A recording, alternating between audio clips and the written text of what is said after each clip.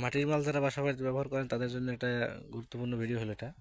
যাই হোক, আপনারা মাটির মাল বাসা বাড়িতে আপনারা চুলায় দিতে পারবেন কিনা। প্রথমত উত্তর হলো সবগুলো পারবেন না। এই যেগুলো আছে এগুলো একটাও আপনি চুলায় দিতে পারবেন না। গ্যাসের চুলা হোক অথবা লাকড়ির চুলা হোক, দিলে টাস করে ফেটে যাবে এগুলো। এগুলো একটাও মাটির মাল চুলায় ব্যবহার রান্নার জন্য না, এগুলো শুধু পরিবেশনের জন্য। এই দেখছে, এগুলো সব পরিবেশনের জন্য, শুধু একটা মাংস পরিবেশন করতে পারবেন আপনি।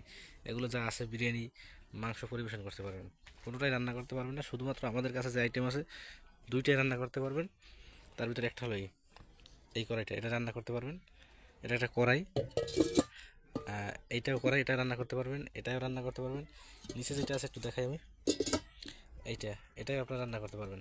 অর্থাৎ এই তিনটে রান্না করতে পারবেন। এই যে তিন পিস আছে, বাদ বাকি যা আছে এদিকে সব, এগুলো সব পরিবেশনের জন্য, একটাই আপনারা রান্না করতে পারবেন না। দাম বেশি হোক দাম কম হোক, বাসায় ব্যবহার করেন বা না করেন, মনের ভুলে এগুলো একটা আপনারা চলে দিবেন না, দিলে একটাও রান্না করতে পারবেন না। এটা কিন্তু পাতিলের মতো মনে হইতেছে, কিন্তু রান্না করেন না।